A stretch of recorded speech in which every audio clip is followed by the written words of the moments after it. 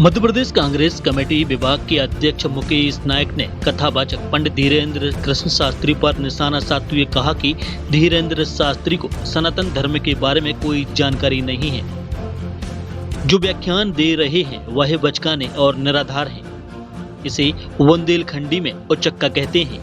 वे ग्रंथों की व्याख्या करके मजमा लगा रहे हैं, लेकिन मुझे देखकर हंसी आती है।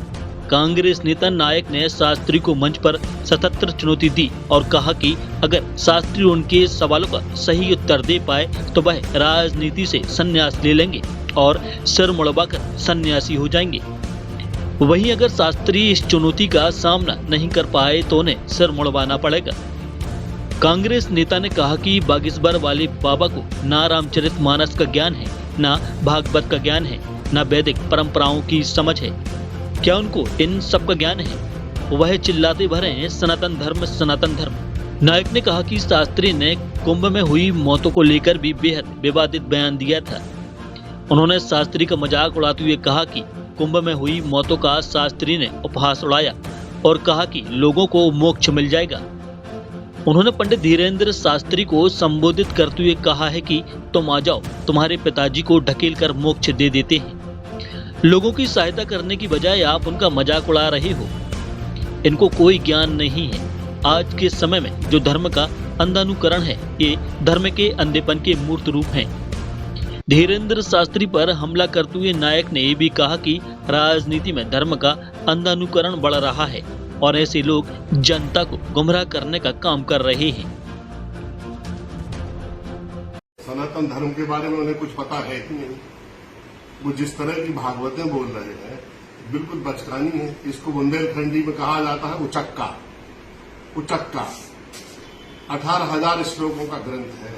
जिस तरीके से वो भागवत बोलते हैं, मुझे बहुत शर्म आती है कि हमारे धर्म ग्रंथों, हमारी परंपराओं और हमारी ऋषि परंपरा की जो देन है उसका ये ऐसा मजाक उड़ाते हैं, मजमा लगा के, हजारों लोगों को सामने बिठा के।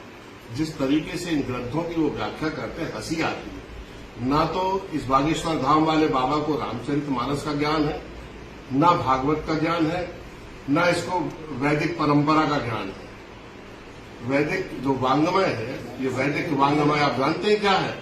वैदिक वांग्मय में ऋग्वेद, सामवेद, अथर्ववेद, स्थापत्य वेद, धनुर्वेद, आयुर्वेद, गंधर्व वेद और इसके साथ वेदों का जो यूनिफाइड फील्ड है, शिक्षा है, निरुक्त है, व्याकरण है, छंद है, प्रतिशाख्य है, न्याय है, वैशेषिक है, अरण्यक है, ब्राह्मण्य है, सांख्य है, योग है, दर्शन है, कर्म मीमांसा है। इस और ज्योतिषवती प्रज्ञा को भी 27वां स्थान वैदिक वांग्मय में हमारी आज की ऋषि परंपरा के लोगों ने दिया है। क्या ज्ञान है उनको इन सब विषयों का? चिल्लाते फिरते हैं सनातन धर्म, सनातन धर्म। अभी लोगों की मृत्यु हो गई, उसका उपहास कर रहा था ये इलाहाबाद में कि इनको मोक्ष मिलेगा। अरे तुम आ जाओ, तुम और तुम्हारे पिताजी को वहां ढकेल के मोक्ष दे देते हैं। व्यवस्था करने की बजाय, लोगों की मदद करने की बजाय, लोगों की सहायता करने की बजाय आप उनका उपहास उड़ा रहे हो, मजाक उड़ा रहे हो। इनको कोई ज्ञान नहीं है। और आज के समय में जो धर्म का अंधानुकरण है, ये इसके मूर्तिमंत रूप है धर्म के अंधेपन के। ये वो लोग हैं जो पर्चे मर्चे लिख के छोटी मोटी सिद्धियों को लोगों के सामने रखकर लोगों की आंखों में धूल झोंकते हैं, धार्मिक आस्थाओं का दोहन करते हैं, धर्म को राजनीति का औजार बना रहे हैं और प्रच्छन्न सांप्रदायिकता को भारत में प्रोत्साहन दे रहे हैं। मैं चुनौती देता हूं बागेश्वर धाम को कि वो मंच लगा ले। मैं एक पूर्ण राजनीतिक व्यक्ति नहीं हूं, मौलिक रूप से मैं आध्यात्मिक व्यक्ति हूं और सनातन धर्म, संस्कृति और परंपरा से जुड़ा हुआ हूं। वो मंच लगा ले रामचरितमानस पर, भागवत पर, गीता पर, पूरे वैदिक वांग्मय पर, जिस विषय पर उन्हें चर्चा करना हो।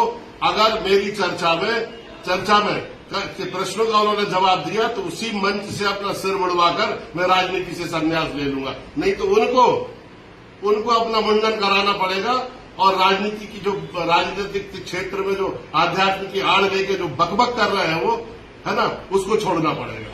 पर एक और महत्वपूर्ण सवाल है, कई कांग्रेस के जो वरिष्ठ नेता हैं वे भी तो बाबा बागेश्वर धाम जाते हैं पंडित धीरेन्द्र शास्त्री के आशीर्वाद। नेता इतना दया का पात्र है कि नेता जैसे ही देखता है कि किसी व्यक्ति के पास भीड़ भाड़ लग रही है तो उसको लगता है ये हमारे वोट है। सच कहने की क्षमता उसकी खत्म हो जाती है और उस भीड़ का वो उपयोग करना चाहता है और इसी अंधानु धर्मांधता से प्रेरित होकर वो भी उनके पास जा रहे हैं।